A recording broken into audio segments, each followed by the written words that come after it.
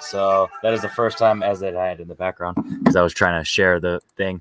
So that was the first time I've ever done that. So it said that there will be trivia at the bottom for because that's what I initially made it for. And then I came up with this idea. So we're gonna talk about movies, and we're just gonna riff for an hour and let it flow. So if you don't know who we are, you will get to know us in the span of the next hour or so. So I'm gonna just start off. Today I watched Once Upon a Time in America for the very first time, and I will tell you, the first 5 minutes, I was like, "Yo, this might compete with The Godfather and Goodfellas for like awesomeness." Like it starts off dark and gritty, and I'm like, "Oh shit, this might be like real." And then it gets really boring for a lot of hours. So it's one of those situations where It's only 4 hours on a double disc DVD. I mean, yeah, it's somewhere in that range. I was going crazy. Like I wrote this in my Letterboxd review. I literally said there's 4 hours of movie and about 1 hour that competes with The hmm Godfather, like as a whole. But that 4 hours, the other 3 hours are rough. It's like Uh, current Monday Night Raw. It's like an hour show stretched to 3 hours. It's like an hour yeah, movie it's stretched to 4 hours. the irony of it is though is there I like you want more. So like I know that there's a director's hmm cut or like an extended cut, however they phrase it. And I'm like, I want to watch it again just to see like the choppiness and see if it flows better, hmm because you can just tell that there are parts that just were like, whoa, that's just doesn't make sense, that I feel like something's missing, or like, man, that decision, I feel like that was brought up somewhere. So it's one of those things. Sandy, have you seen Once Upon a Time in America? No, I looked at the runtime of it and was like, I'll be asleep in 2 hours. So yeah, I've read reviews on it, so I knew it wouldn't necessarily be in my alley of things that I enjoy watching. But I have it, and I'll eventually watch it. Just haven't yet. Malcolm, have you seen Once Upon a Time in America? I actually have. I watched it for the first time this year, as well. Um, I actually dug it. I mean, it's one of for me. The Godfather is still much better, but Yeah. it's just one of those ones that, like, I actually didn't feel the length at times. But it's just one that I just sat down and watched, and it's very rare for me to have my attention on the movie all the time. Anyway, quite often I'm doing trivia, writing stuff at the same time, but uh, I just found myself watching it the whole way through. It's like, That's definitely funny you say that as someone who's a major Lord of the Rings fan, that you're not used to just sitting down and watching long, epic movies. Jake, I assume you haven't seen it, because I know that just generally your movie watching experience is a little bit more limited. But have you had any interest ever in your life to see this? I am very much not familiar with it at all. Now, I gather that based on your comparison to The Godfather, that this has to do with some variant of mafia. To an extent. Well, it's like, I'll just give a quick rundown. It's Robert De Niro's character. It does a weird like non-linear like filmmaking thing where it's like, I don't know if that's just the regular cut, the theatrical cut, or if the director's cut it's a little more through line, because it literally bounces back and forth a lot until the last 2 hours is pretty much all adult stuff. But it like does a weird like bouncing back and forth. Like there's really no ebb and flow, but it's about him and his just his group of guys that his friends with as kids. And they just want to grow up. And if you ever seen City of God, it's similar to City of God in a like kind of like the build up of like the characters, and like how you can grow up from the slums and like utilize your street smarts to kind of like get to the next level in a crime wave. So I mean, there's mafia like aspects to it. It's during the Prohibition era, so there's like, it's not really mafia, but it's like stuff dealing with like prohibition and like illegal stuff. So it's one of those where like there are some actual like violence in the movie, like I said, that like competes with The Godfather, but like that's only like 20 minutes in the entire movie. And it's really shocking, because it's like the stuff that, like, I'm telling you, it's like up there where it's like, wow. If like the scene when old boy gets shot in the eyeball in The Godfather through the glasses, like that level of like cool violence is in this movie, but only for like 20 minutes of 4 hours. So that's definitely crazy. I'm gonna go around. What is everyone's favorite 3+ hour movie? My number one is Schindler's List. and that is a movie that it's just it breaks you no matter what your background is. It's if you're like a people, if you're a human being, like if you're not a sociopath, you can definitely feel sad about that movie, but it brings everything that I want. So that's technically my number one of a 3-hour plus movie. Malcolm, what would your number one non Lord of the Rings, because that's the easy way given just what what we were just talking about. So non Lord of the Rings. I mean, it's one that I probably definitely have to. Also, Ryan's in the backstage, by the way. But Okay, cool. but that being said, I mean, I really want to say Lord of the Rings because that really is my favorite. But I just haven't really watched a lot of 3.5+ hour movies. To be fair. That's fair. All right, Ryan, you just showed up. So, what is your favorite 3+ hour length movie? 3+. I mean, if I do, part of me. I mean, I definitely want to say The Godfather, but I have to double check and see if it was a 3+ hour film because I remember number one is like 250 or something. It's close. I think part 2 is. Yeah, because I remember my dad used to own the VCRs for Godfather 1 and 2, and they were like in 2 part, and there were 2 VCRs that came with it. So naturally, as a kid, I'm thinking, oh, they must be over 2 hours. But then my dad goes, oh, they may be 3. So, but part 2. I mean, part 2 is over 3 hours. Yeah, part 2 definitely is. Then I guess it's difficult because I don't really watch a lot of 3-hour films. I mean, like I barely come across them, or if I see them, I mean, I don't know if The Hateful Eight technically would count for that, but I don't think it's a 3-hour film. Honestly, it feels like it does. If you watch the extended Netflix version, it adds 20 more minutes and it busts 3 hours. So if you want to say every 3-hour movie possible, if you want to go with The Hateful Eight, hey, that's we just put that in the ether. That's your pick. So Sandy, what would your 3+ hour movie? Thank Christ. So. Oh, wait a minute. Once again, I don't. I'm sorry. Go ahead, Ryan. No. I was going to ask Green Mile. What about The Green Mile? The Green Mile, definitely, that's over 3 hours. So if that's your pick, then that's the one I'll pick. Officially, The Green Mile is what I will pick for my 3-hour movie. There you go. See, John I should have just literally cut him off because that's what I was gonna say. No, I'm just joking. No, I'm just joking. You know what? I'm gonna stick with my roots, and I'm gonna keep it geeky. I think my favorite 3-hour movie is Avengers Endgame. There you go. I can cheers to that. It's just from start to finish, almost perfect movie. I've recently watched it again a couple of times, and it's just. A lot of people really love Infinity War more than Endgame. I just love how everything wraps up. Like, I really do. Like, if you don't get to the end of that movie without a little bit of a sniffle or a little bit of a tear, especially at the end, you're just not watching it right. So that's going to be my 3-hour one. I agree with that. I feel like the people that say that Infinity War is better than Endgame are the same people that say they prefer Fellowship or Two Towers over Return of the King, just because of the weird that'd be me. Multiple endings. Yeah, see, you can just tell you're more of the action. You want the nonstop boom boom boom boom boom instead of like Sandy said, the finality. So other than any of those movies, Austin, what would your favorite 3+hour mine is easily it's one from the last 10 years that I've watched probably 40, 50 times, and that's Wolf of Wall Street. Wolf of Wall Street, I think, is the most purely entertaining movie of the last 10 years. I think there's not a single dull moment in that movie. Every single scene is either hilarious or just batshit crazy, or just everything about it is great. I've watched it, put it on background so many times. That movie rocks. And I have an interesting story about seeing it with my parents awkwardly, actually, in a movie theater, because we were originally supposed to go see a movie, Mary Poppins, or not Mary Poppins, excuse me, Saving Mr. Banks. That's why I had Mary Poppins on the brain. Was sold out, so we're like, oh, we'll go see that Leo DiCaprio Wall Street movie, and it got really awkward when the opening scene is him getting Roadhead in a Ferrari, and it just went awkward from there.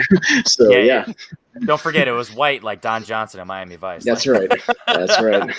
And then 5 minutes later, he's doing blow out of a hooker's asshole. So I mean, with a $100 bill from there. $100 bill. Hey, if you got it, you can flaunt it. I guess that brings up a good question I want to bring up. What is so Austin? Maybe I don't know if you have one that tops it, but what is your most awkward movie experience with a parent or someone who is like, not where it's awkward? What is your most awkward watching movie experience, Jake? I'll let you start. Besides that, go ahead, Austin. Real quick, just besides that whole experience was bad because I was the only one laughing at anything in the movie. It was a bunch of baby boomers in the theater, like not laughing at anything, and I was laughing hysterically. But also, I do distinctly remember seeing Titanic, and when it gets to the scene where she gets drawn like one of the French girls, my mom pressing her hands over my eyeballs so I could not watch the scene. I have similar to that too. I mean, I remember my parents for movie family night when they decided to go see Titanic because they were thinking it was going to be a very romantic film. It would shut me and my siblings up. But it wasn't the French girl scene that got them. It was the moment where they're in the car getting ready to with the hand put up there. Oh yeah, that was the one thing. Like immediately the movie was over, my dad just goes to us and go, "Do you guys have questions about this movie?" Some of us were just like, "What are you talking about?" And then of course my dad's like, "Okay, you don't." But my mom in the car, she goes, "Okay, kids, I want you to understand that scene of those two in the car is a natural function between human beings." We're like, "Mom, what are you talking about?" We're not there yet. Yeah, we're not at that age where we care about hooking up for a quickie in a car. We were just like, can this movie be over so we can go home and watch Ninja Turtles? It's actually funny that you brought up Titanic because that is also another 3+ hour movie. So you definitely kept the conversation going. Since I actually talk about Titanic too, because I'm sure that's a lot of awkward. I would get babysat by someone at my friend's house, and whenever the babysitter would watch Titanic, me and my buddy would do our nice little peeking over the couch, and we've gotten yelled at a bunch for watching that. So fun fact: until last year or 2 years ago now, at this point, I had never seen anything from Titanic other than obviously clips or like memes and the French girl painting scene. So that's super awkward. Jake, do you have any awkward movie moments? Yeah, I sort of got lost in the shuffle there, or I don't remember things, but Endgame would be my favorite 3-hour movie, and I was gonna say Titanic after you. So Sandy spoke for me on that one, but Titanic is also delightful. Awkward movie moments with my parents. I've still never watched Blue Velvet because my parents had it on DVD and they told me not to watch it. And oh wow! And I'm familiar with some of the scenes from that, so it's like an awkward non-movie moment. Yeah. It's actually funny because I just pretty much lost my ear this weekend, so that bringing Blue Velvet up, we're just really sticking with the relativity with all this. Malcolm, do you have any awkward moments in your experiences? I actually don't. I mean, lucky you. If there was any, I don't remember them. So yeah, you lucked out. So so I talked about Once Upon a Time in America. Austin, what is something that you've watched in the last week that like sparks up a conversation? Whether it's you want to rave about it, you want to rant about it, or you just want you think maybe underrated. I don't know what to feel about Last Night in Soho because I saw it last week, and I'm not sure what I think about it because I think I need to see it again when it comes out, on Blu-ray, because it takes some turns to where I don't know if I could roll with some of the twists that it takes at the end. It felt like High Tension to me. Like that movie High Tension, where like I was like, but that doesn't make any sense. Like this doesn't work for me. I won't spoil anything because I know people are still seeing it. But I was digging the movie up until like the third act, and then it kind of takes a turn, and I kind of I don't know what to think of it. It's very well made. It's as close to Edgar Wright making like a straight horror movie, or at least one that kind of goes into psychological horror kind of territory, and I like some of the stuff where it went, but I need to see it again. Has anybody else seen it? And kind of knows what I'm talking about? No? Honestly, oh, go ahead, Malcolm. Go ahead. Oh, I was about to say I haven't seen it.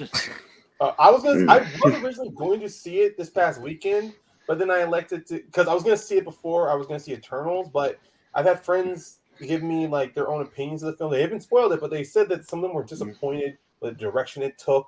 They didn't go too much in the third act, but then I'm going because this might be a controversial opinion, but honestly, Edgar Wright, I did not like Baby Driver a lot. So when this one was coming out, I did not have a lot of enthusiasm to see this movie. And then hearing from my friends about some of the choices made in here and how disappointed they were, I'm like, I'm comfortable waiting until it's out on Blu-ray or it's available to rent because it was just like, man, like it disappointed them. Like I'm not saying I trust them over critics, but I've gotten to, but at least with them, let's just say that some of their opinions on films have gotten me to watch movies I never would have watched in the beginning. So hearing them say that, I'm going, wow. Maybe I'll hold off on this. And the messed up part is I like Thomas McKenzie from her performance in Jojo Rabbit. And also I'm a big fan of I Am Taylor Joy, Matt Smith. I'm like, that's a dude who has not been given the rub in Hollywood.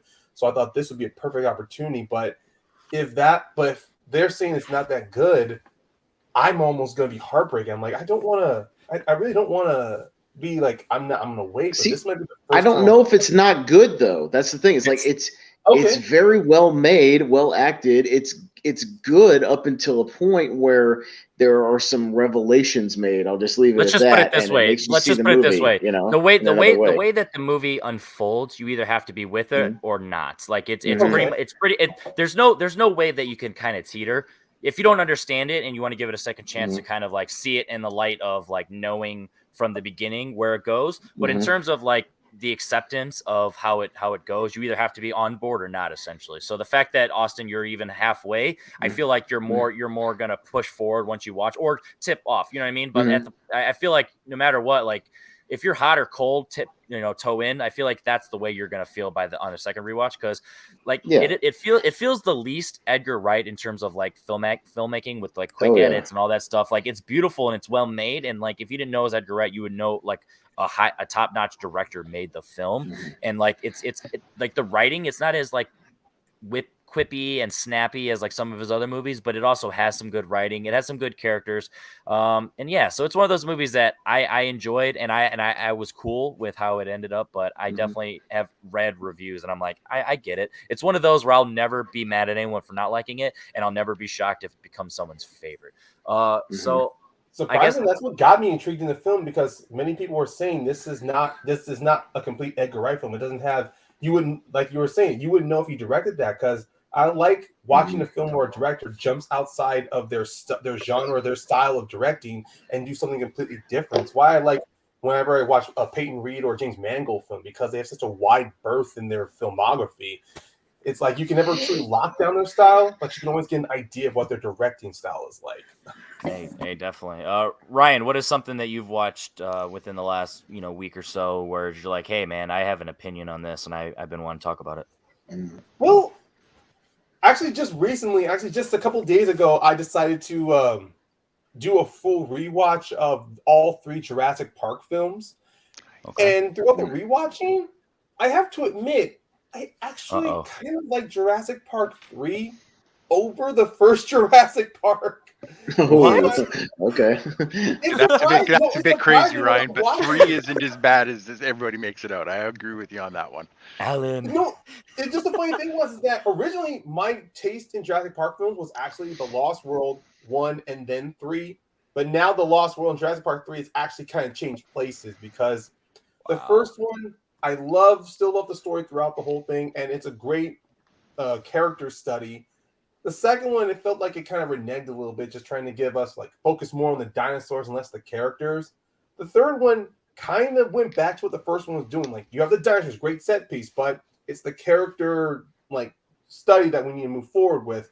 While there are some big mistakes made in this movie, big mistakes, like a lot of dumb decisions, like the parents pretty much lying about who they are, wanting to convince Grant to get on the island. That whole big step where he's at that fundraiser saying nothing on this earth can get me on the island. But guess what? He makes the same mistake in the first one. He goes to the island because of money, and I'm just going, you could have just set that up, honestly, instead of just saying, oh, nothing's going to make me do it. 5 minutes, 10 minutes later, guess what? He does the same mistake before. And I don't know. I mean, I started to look at Jurassic Park 3 as a bit of a B movie, honestly. So some of the dumb mistakes kind of felt like it made sense in the style of a B movie, to where, oh, guess what? This guy, he foolishly goes into a jungle with a high-powered rifle. He's the first one to die. And guess what? He is the first one to die. And this guy, you gotta love them guilty pleasure moments where you're like, I'm gonna be more accepting of a movie decision or a movie in general just because like my expectations are lowered, or I don't look at it as a high pedestal as that. And that's a crazy thing. That's just, I love how film viewers can skew their opinion on a movie based on expectations or based on what kind of box you want to put it in. So the fact that you just straight up said that, you're like, I think I like more of the first one, but I look at it as like a B movie, and that's why that's wild. I love that. And I will say one choice that there's also a few one movie scene where the kid meets up with Dr. Grant, and Dr. Grant finds that he had like a bit of a flash jar of T-Rex pee, and I remember people breaking that part, like, why would the kid want to do it? It's just for fun. Like, you forget he's been alone on this island it sets up. He's been alone for this island for 8 weeks in a water truck. How is he going to navigate himself to get food around the island? So, yeah, if you find out that T-Rex pee can divert predators away from you, guess what? You're going to swallow your pride and collect that. I mean, we've seen there's so many reality shows of survivalists in the jungle or lost or put in the wilderness, and they do insane, they do out of logic things in order to survive. So when you compare that fact to this little fiction in the film, it makes sense in a way. But even then, there's still a lot of stupid decisions in this film. But yeah, as a B movie and just for pure entertainment, I actually did enjoy that. That's pretty funny, and I'm glad you said that. Malcolm, is there anything in the last week or so that you're like, I have something to talk about? I mean, like for me, like most of the things I've been watching sort of over the past week have been in preparation for Rankin, so I'm not really going to talk about those. But it's one of those ones, like, in talking to a lot of people of America, it's I've kind of felt that there's definitely a lot of people there's a lot of New Zealand movies I've brought up recently on past episodes, like one of the horror episodes of Rankin, I brought up the horror comedy Black Sheep, which is a great Kiwi horror movie, and also like there's a great New Zealand comedy called Sione's Wedding, which I believe over there is called Samoan Wedding. And that's another great movie that I think everyone should check out. I think both of those are on Tubi. But yeah. So here, I'll ask you this. So as someone who is more, susceptible and like accustomed to being seen and shown like New Zealand films or like any films on your side of the world, do you feel like you have a bias towards them, or do you genuinely think like when you recommend them, do you expect people to be like, oh shit, this is amazing and I just never heard of it, never seen it? Or is it more of like you're kind of more soft-hearted because of just it being from your area? I mean, it's more one of those ones because it's more one of those ones that I wish more people would check out more New Zealand movies. Yeah. Well, a lot of the things like Sione's Wedding that is in my top 100 movies of all time. But it's one of those ones that, like, I know I've brought up a lot of Rankin like Kiwi movies, but like, in my heart, like I know that, well, it's not going to make the list anyway because no one's seen it. And I kind of get a little bit annoyed because I mean I kind of wish that they do check them out more often. Yeah, sometimes you just got to step out of your comfort zone when it comes to like culture and stuff. And I mean, Jake, go ahead. Keep going. Yeah, and with Sione's Wedding, if you a big fan of like Taika Waititi comedies, I think you will probably enjoy Sione's Wedding. So that comedy is in that same vein of stuff Taika Waititi could do. Well, Taika Waititi is the mainstream version of everything you're talking about. So it's like you can't imagine that he just is the anomaly and he's the one and only from the area. Yeah, you got to imagine that he stems off and it's kind of common. So yeah, definitely check those out. Jake, what is something that you've watched recently that said, or even something that maybe you took a risk on? Like for me with Once Upon a Time in America, 4 hours. Like, is there anything either way that you could bring up?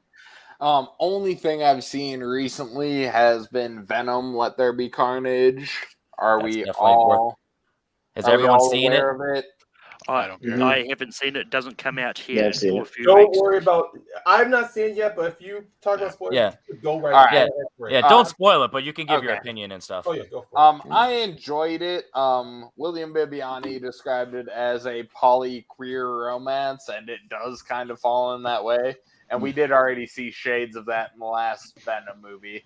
I don't mind spoiling that one from years ago. But yeah, they had that away, honestly. Yeah, they had that delightful kiss. I went with my sister and her fiance, and he's not really a movie guy at all. Because he was saying to me, like, man, I like that third Spider-Man where he got the black suit. And I'm like, oh, boy. Buddy. Yeah, no, he enjoyed the movie because there was fun stuff in it and shit. And, like, I don't even know if he realized what he was watching. It was a delight. So, like, with what Ryan said about Jurassic Park 3, and then, like, he actually had an intelligent statement behind it. That's what that guy said about Spider-Man 3, but he doesn't know shit about film. That's pretty funny. It's crazy that there are people around me that know even less than I do. It's nuts. And I also am partial to Fargo because I live right next to Brainerd. Okay. So I understand. Fun fact. I understand the question you asked Malcolm. I'm just saying. Oh, yeah. It applies to me too. But yeah, no. On the topic of Venom, Let There Be Carnage, I really did enjoy the film. I liked it a shade better than the first one. I feel like it's one of those ones where you go in similar to what I was just talking about earlier with expectations, and if you have proper expectations for the film that they're going for and that they're making, whether it's a B-level movie or whether it's a self-aware movie, whether it's a comedy, horror, whatever the style and the approach is, if you go in knowing that, your initial reaction is going to be appropriate. And that's why a lot of people say, oh, cult classics or movies that were revered years later, because you just thought something different. You know what I mean? So it's one of those, if you go in properly with the right expectations, you are like ahead of the curve for a cult classic and, or a B movie that just gets popular later. So that's definitely interesting. Austin, any other movies or news or anything you want to talk about? So back over to you. All right. You guys ready for my rant? I want to talk about something. All right. So Malcolm's heard a little bit of this on Raycom. All right. So 2 or 3 months ago, I went to see a movie called Candyman. Now, which Candyman did I see? Both of them. And I just found out there's going to be another Texas Chainsaw movie. You know what they're going to call it next year? It's a sequel to the original. They're going to call it the Texas Chainsaw Massacre. I'm getting sick of this shit. Yeah. Especially with horror movies. Can we knock off this bullshit where we call the sequel to the original the same fucking thing as the original? Because now we have 3 movies called Halloween. We're going to have 3 movies called the Texas Chainsaw Massacre. We got 2 movies called The Nightmare on Elm Street. We got two Candymans. Friday that are fucking sequels. Yeah, well, I mean, like, at least I'm more referring to, and now the new Scream is just called Scream. Bullshit. Yeah. Like, this shit is, I'm so sick of this. Like, what is wrong with numbers and subtitles? What the fuck is wrong with those? Like, can we just make it a what is wrong with calling the new Candyman, like, I mean, it may sound cliche, but like Candyman Legacy or Candyman Reborn or like, whatever. Or we can call Texas Chainsaw, Texas Chainsaw The Family or whatever, like something. Like, can we call it something to distinguish itself? Because I hate having to go, I saw Halloween. Which one? 78, 2018, Rob Zombie's Halloween? Like, what the fuck are you talking about? Like, and trying to play this, even as a horror fan, and I understand all these different timelines but trying to explain, like, put yourself in the position of somebody who's like a new horror fan. Like when I was 16 and I was exploring Blockbuster and renting everything I can get my hands on, and everything was just kind of linear and nice, and like somebody trying to jump into this stuff now and not knowing what connects to what and having to graph it out, with a chart and see which one connects to which one. I mean, Texas Chainsaw is the worst. Oh my God, there's like 5 different timelines. It's worse than Halloween when you think about it. Actually, it is like because they did a Texas Chainsaw 3D that was a sequel to the original, and then the Leatherface, which was a prequel to the original. But then they had the two remakes, but that one had a prequel, and it's like Jesus Christ, like what are we doing? Like that brings me up. Even The Thing did it on the remake. Yeah, The Thing with the prequel. Yeah. And how do you have a prequel and it's still called The Thing? Like that makes no sense. Like it's all marketing, and it's a cheap ploy to just get butts and seats. So like, oh, is it a remake or am I just watching it? You know, it's like I don't understand. Yeah, you're right. I don't understand even the thought process behind it. Like because people are afraid like if it's a sequel, I have to see the ones before it. If it's a reboot, I just genuinely think that the general audience doesn't understand the concept of a reboot or a remake at this point. They think it's just like oh, it's just something brand new, and you don't even have to know about the other one. You know what I mean? Or if it's like Halloween's pop culture. So you're like, oh, if it's called Halloween, then it's probably just like the one that my dad loves, so now I can love it. It's like I think it's dumb as well, and it's one of those like I think Scream is the first time it ever pissed me off because I'm like, isn't this just it's a continuation? That's the thing that pissed Scream me off. 5. Yeah, what's wrong with Scream? The last one was called Scream 4. What's wrong with Scream 5? What's wrong at least with the other ones Scream? being reboots? I get it a little bit with it being a reboot, but the fact that like Scream is literally the fifth one, that makes no sense to me, Malcolm. But like with Candyman, it wasn't a reboot though. It was a sequel to the original. Same with Halloween. It's not a reboot. It's a direct continuation. So like if you're gonna do a direct continuation, much like the older movies, like tack a subtitle on there, tack something on there. Like that's fine. We'll figure it out. Like, but stop this confusion of like just naming it the same thing. I guarantee you, I told Malcolm this on the show. I said in 2024, the 40th anniversary of Nightmare on Elm Street, they're going to make a direct sequel to the original Nightmare on Elm Street. They're going to disregard all the sequels and they're going to call it a Nightmare on Elm Street. I'm calling it right now. You watch it. I'm telling you, it's going to happen. May I recommend Piss me off. Candyman? Hold on, Malcolm. Hold on, Malcolm. Yeah. There was what I was gonna say is like I went to see Candyman out seeing the original ones first, and just seeing this one, I didn't feel like I needed to see the sequels just to understand this movie more. But I mean, the one thing I'll say, especially with the Halloween ones, like the 2018 one, I understand is a direct sequel to the original one, but I'm pretty sure the Rob Zombie one, I don't mind about that too much because, I said, when it's a remake or a reboot, it doesn't bother me as much. But yes, if it's in the same timeline at some points as the original, it should not have the same name. Yeah, and I mean the thing is that the thing that might make me not be too upset about what they're doing with Scream is if it turns out that a lot of these rules in here, they are actually doing it as a way to lampoon the remakes that do this shit by naming the do something like that. I see what you're saying. Would understand the time. Yeah, that would actually be very Scream like to make it. They're like, oh. Even if it's just a one line or one jab in the movie where it's so meta, but it's not hammering over the head because it's still trying to tell a compelling story. It still is pushing it. Don't get me wrong, but I would give it a little bit of credit there. So that's actually pretty funny. Ryan, or Sandy, I'll actually jump over to you. Since we're talking about franchises here, what is your favorite franchise subtitle? So you being a big Star Trek fan, you could pick maybe something from there. Or is there any subtitle, even be one you've never seen before? You're like, that compels me to want to see that movie. And since I haven't seen the ones before, now I've seen the whole franchise. What is something that is just it stands out to you when it comes to franchise subtitles? Wow. I've actually never thought of that question before. That's interesting. I will say Star Trek has done it right. When it comes to sequels and reboots, I mean, at least every two. Yeah, well, no, we're not talking about the quality of the movies, but the naming of the movies. When they restarted the Kelvin timeline, it was just Star Trek. And that's not a copy, because the first Star Trek movie is called Star Trek: The Motion Picture. There's no overlapping of doing stupid things like that. And I think franchises in nowadays anyway have this fear of numbers. Like, you're going to be ostracized because you have numbers. Like, look at Fast and Furious franchise, 9 It's so movies. generic, yeah. Rocky, if you take the entire Rocky franchise, there's what, 8 of them now, and 9 of them now.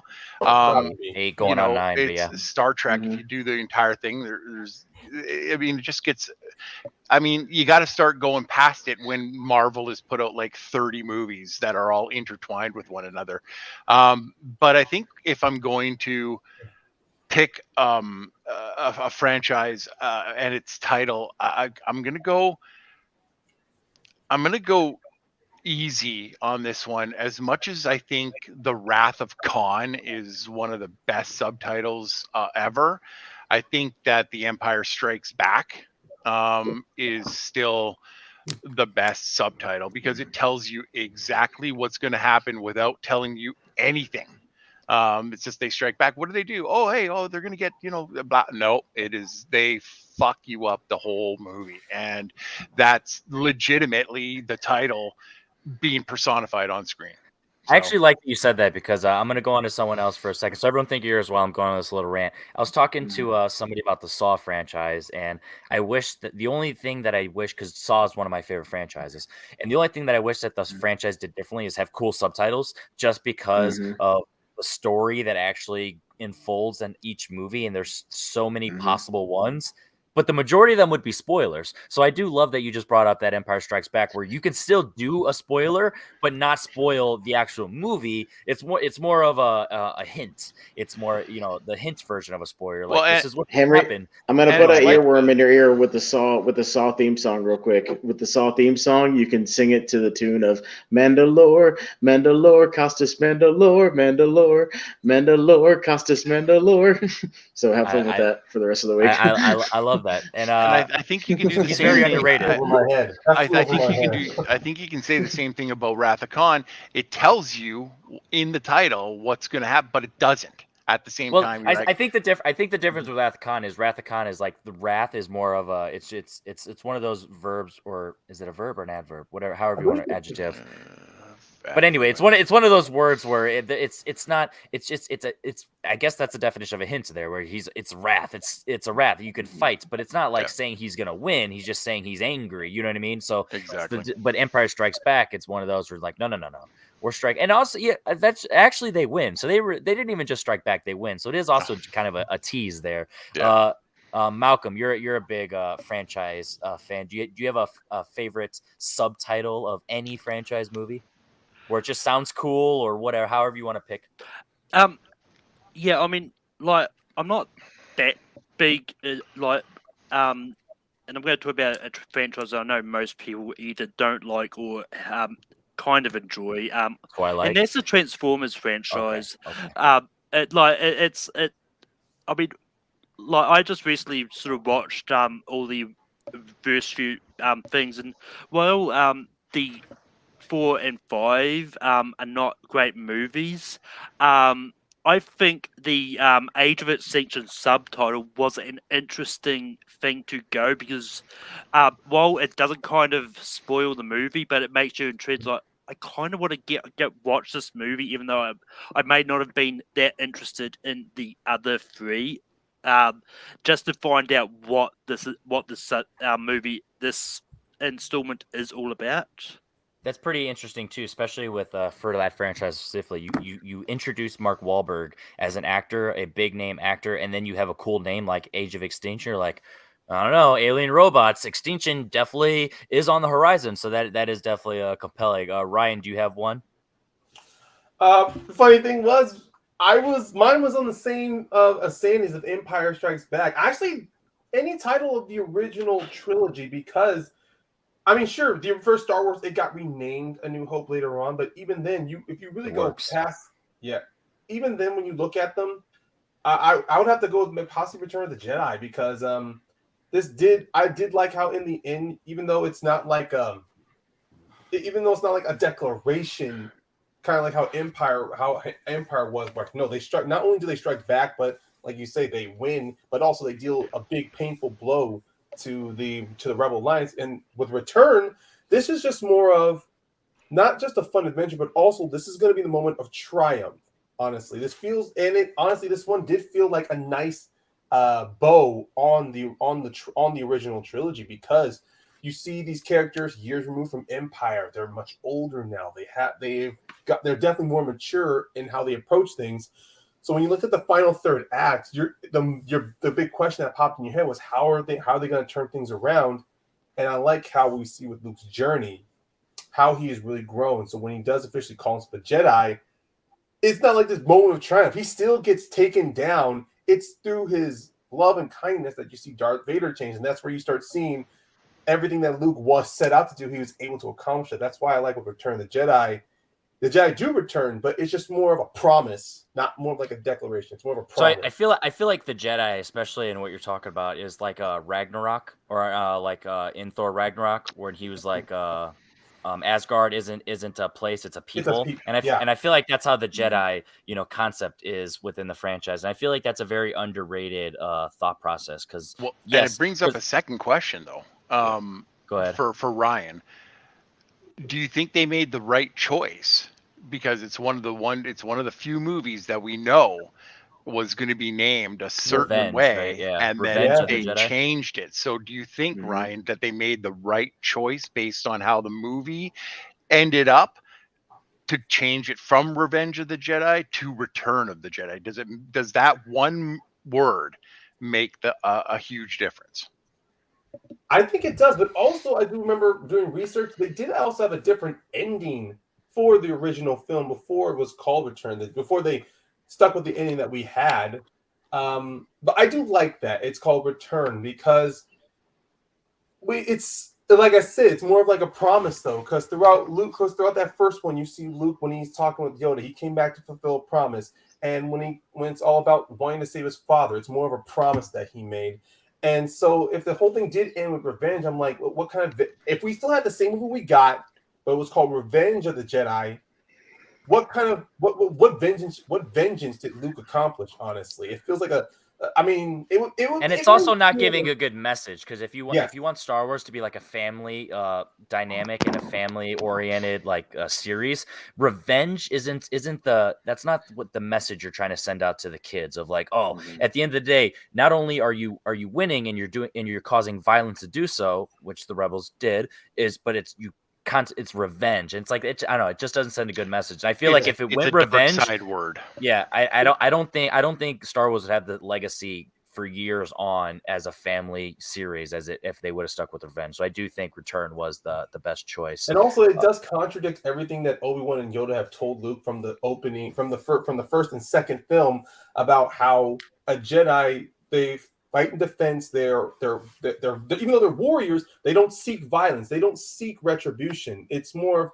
they're constantly reacting to things. That's why I liked when I still love that quote where Yoda says, "The Force. I use the Force for defense, never attack."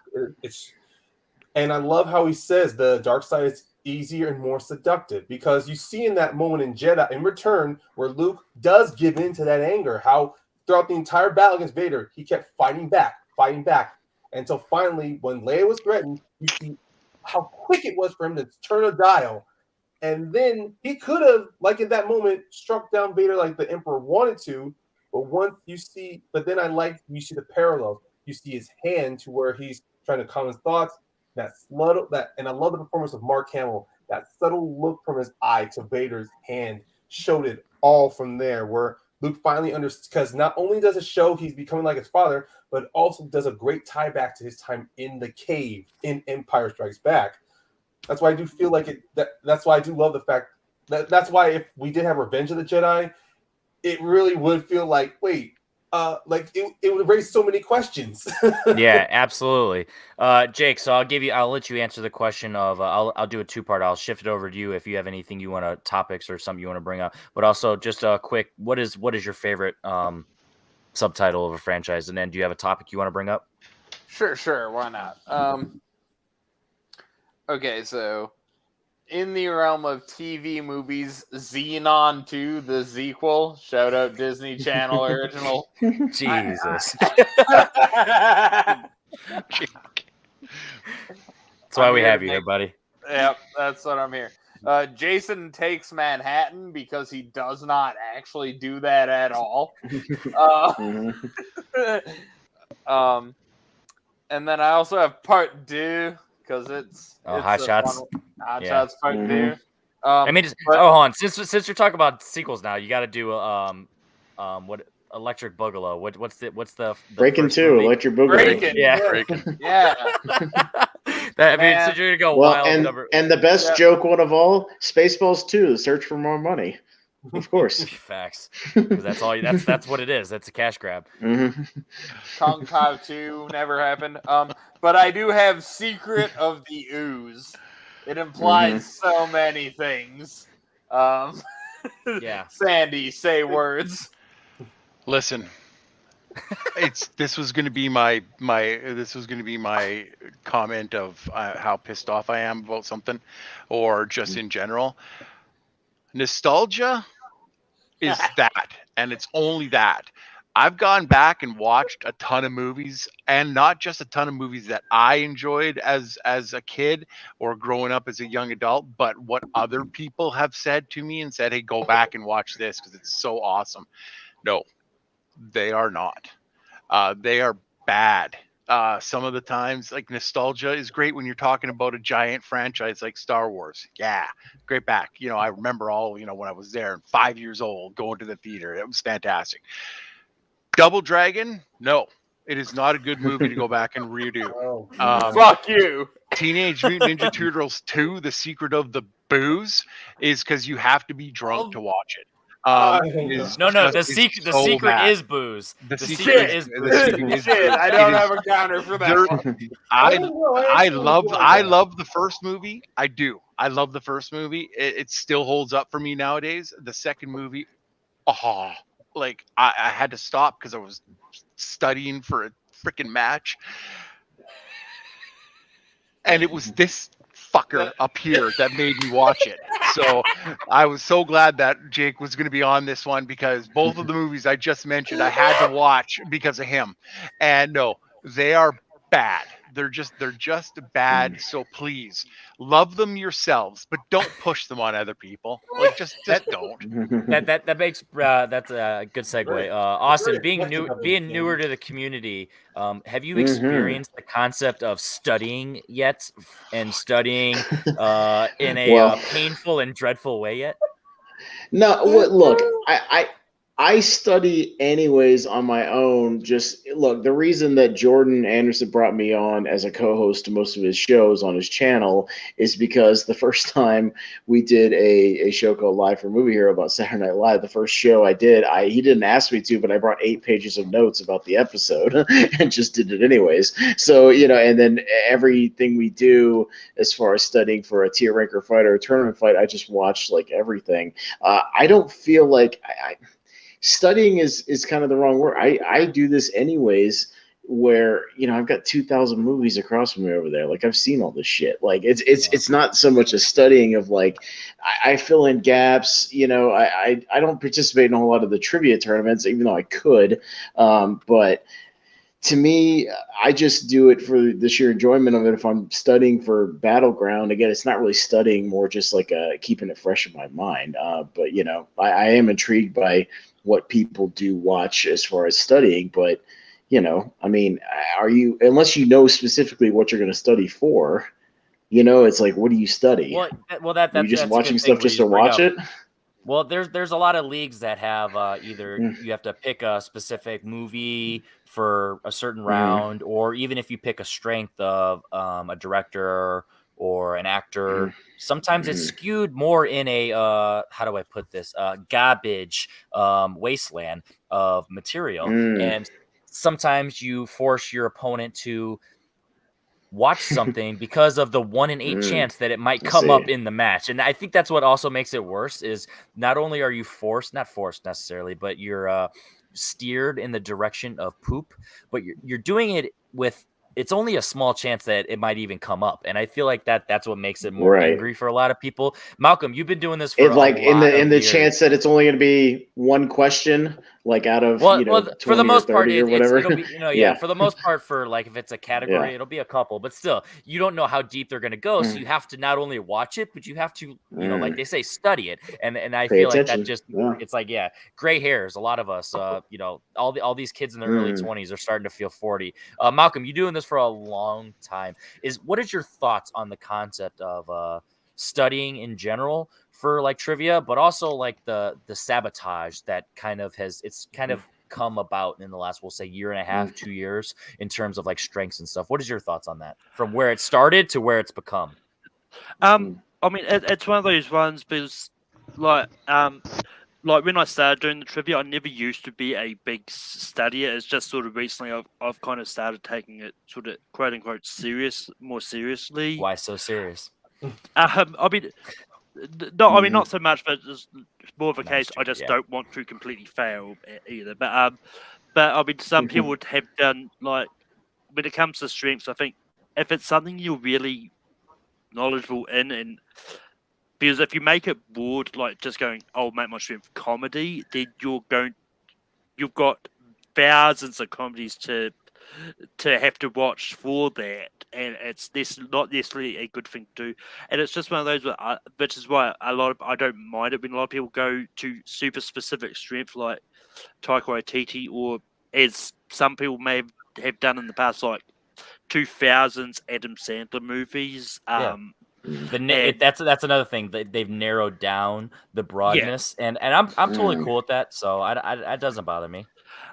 But it's one of those ones because I believe it is TMG that does this, especially in their geek division. They go like, you can do a strength, but you can sort of narrow down that strength even more if you want. Like, for example, one of the common things people do is they'll go, I want the Wizarding World, but I don't want the Fantastic Beasts movie, so I'll specifically make it the Harry Potter things alone. But I mean, I'm one of those ones that I have the hot take that I actually don't completely hate Crimes of Grindelwald. While it's still sort of in the lower, still in the lower pantheon. It's watchable. Of the Wizarding World. I do enjoy it for what it is, and it does make me intrigued to go into the next one, just to see sort of where they're going to go with this. And hold on real quick, I want to go off that. So it's one of those things where it's like Austin, for example, if you like got into trivia and not being more on the geek side, and you got forced to watch, something for a strength because you being an over preparer, you're like, I'm gonna, because I've never seen them. I had to. You might get converted and to become a fan. Is that something that scares you as someone who is very anti-geek? Look, it's not anti-geek. I mean, I did, for a Battleground match, have to, Harry Potter was one of the strengths, so there was going to be a Harry Potter question. And then when they put out the things, I had to watch two Harry Potter movies. I'm not a Harry Potter guy, and but luckily the question was so specific that it just pertained to certain actors' performances in those specific movies. So I was able to fast forward to just their scenes and just watch that and not have to watch the entire movie. So because I don't care. Like, the only Harry Potter stuff I like is at Universal Studios. I like walking around. How'd that match turn out? We had the match of the year. Yeah. Oh, delightful. Mm-hmm. I don't know. I wasn't. You're not biased. Oh wait. Right. No. That's not even my opinion. That's what Aaron and all the judges said. Match of the year. Ooh, there you go. Mm-hmm. Ryan. Where do you see it? In your years of doing this, what is something that has randomly come across your lap, movie-wise, for like a studying thing? What is the most random movie that you've had to watch or that you've heard of just from trivia, and you're like, there's no way that I ever would have heard about this before, and then you've either researched about it, maybe even watched it? Is there anything that comes to mind? It can be something like, I was just joking about the Breaking 2 Electric Boogaloo, just because that's become such a meme. They released the same year, and a lot of people do that release date. Well, it's funny you mentioned that, because during my time, when it came to movies I never watched, I would mainly listen to podcasts or like people who did like their own little reviews of movies I haven't seen. That way I can try to get an idea, or at least get from their own opinions of their enjoyment or their disappointment with the film. And then I would research it later. But the one thing that did surprise me that I shouldn't surprise myself. I remember last year I was doing a match, and someone recommended that I should watch Audrey Hepburn films to get an idea of classics. And then I start watching Roman Holiday, and I watch and I go, you know what, this would have been something that I would have been recommended by my film class, and yet as a dumb student, I would have ignored it and just immediately just did the studying for it just so I wouldn't have to watch it. And now I realize, no, this was fantastic. And it was from watching this simple film, Roman Holiday, of Audrey Hepburn, I started to get an understanding why these why films classics, and I say classics in air quotes, are still so they should be more, they should be shared more amongst like newer generations of movie fans out there. Because a certain plot like Roman Holiday, where a princess, she leaves her lap of luxury to live a day, or to go out and live, or spend a day free of her responsibilities. It's a plot, even though it's recycled in a lot of films, I still think, but from watching this film, I see why it's a plot that gets recycled. Because when you put something like that as simple in the right hands, you can make an amazing movie that can sometimes you can see it in either a teen drama or in Hallmark movies or even in Oscar calibrated films. Because, like I said, you can take a simple plot, and in the hands of either a good writer or a good director, can turn it into a very cheesy film, or a popcorn film, or a guilty pleasure, or probably into one of the most respected films you'll ever come across in your life. So it was like a small little realization I had just watching this film, that I go, you know what? I never really would have come across if it wasn't just for studying purposes. I like that thought process. It makes me think it's not even just about like classic films, or and being engaging in that regard. It could also be just about the material. Like the number one like example is David Fincher's The Social Network. Like making a movie about Facebook, and if you have a good director and a bunch of good actors and a great script with Aaron Sorkin's writing, that like you could make any topic engaging. And I'm not the Big Short guy. You know what I mean? Even though I do like Adam McKay's films, a lot of people are engaged in that movie about the stock market crash, you know what I mean? The housing crash, you know what I mean? So it's like there are ways that you could make films, engaging and awesome. Like for example, the last couple of days, I rewatched Short Term 12 and Instant Family, two movies about the foster care system and group homes. And it's like, if you have never been in that scenario and you don't relate to it, you have no idea. But if it's written well, and if it's acted well, and if it's portrayed respectfully, you can really put the audience in the shoes of the characters and who they're writing about. So it's all about just how things are handled. And that I feel like that's why we all at the end of the day love the medium of film, because we have different reasons of why we want to disconnect from our real world and watch films, whether it's fantasy, whether it's hope, whether which talk about Star Wars, what I mean? There's different reasons why we do it. So I just love that there's so many ways that you can talk about films and respect films. That they say comedy is the most subjective, but I feel like at the end of the day all film is subjective. And that's why I love the concept of like, whether it's like this, where it's open forum, we're just talking movies and no one's judging each other for movies, but we can clearly have different takes, or talking about top 100s. Like everyone on this panel at some point I've talked about like, oh, what are different things in your top 100? Because you just want to hear different people's opinions on your movies, their movies. And it's not to say like, hey, you're wrong and I'm right. It's more of just like, how do you differ from me and why? And I feel like that's even at the end of the day why I made this concept of this, where it's like I feel like being in this community and watching a lot of these shows for years, there's not enough open forum. Let's just talk about films. It's more like, oh, we need to talk about the news, or we want to do a top 10 show, or we want to just talk about relative stuff, or whatever. And I feel like let's just at the end of the day, let's just talk about films. And I feel like this was a pretty good episode 1, and we're coming up on an hour now, and it just flew by. Like I really don't feel like like I honestly think we could go for another hour, but that's not the point. That's we're just save it for later. So I'll go around the table, pun intended. Malcolm, you have your letterbox there and your name. You want to go ahead and promote like rank them and other stuff that you're doing?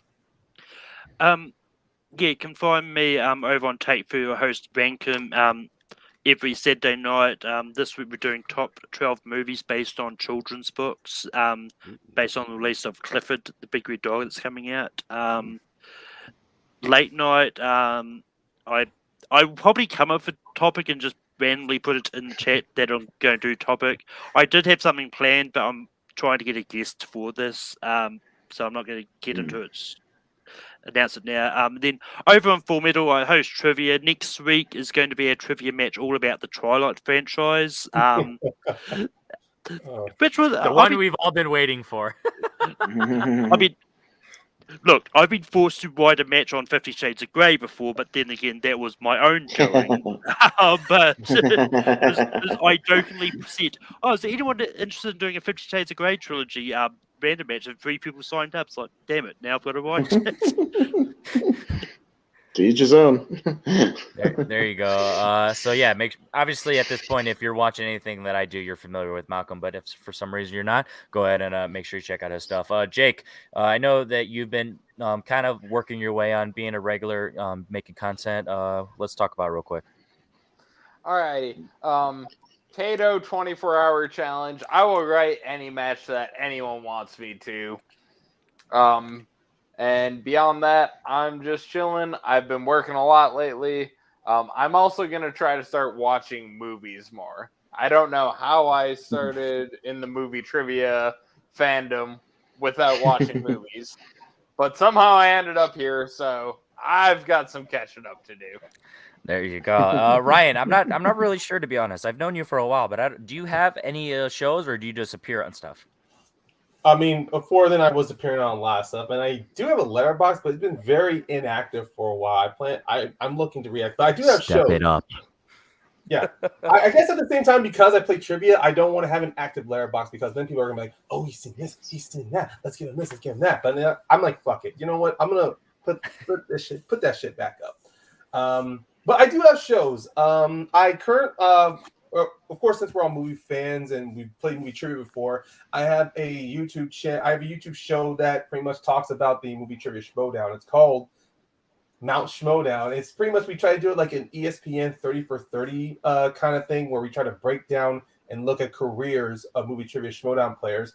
We try to focus things on like stats, greatest moments, even looking at some of the worst defeats and where we see players move throughout the Schmodown and their legacy they've left.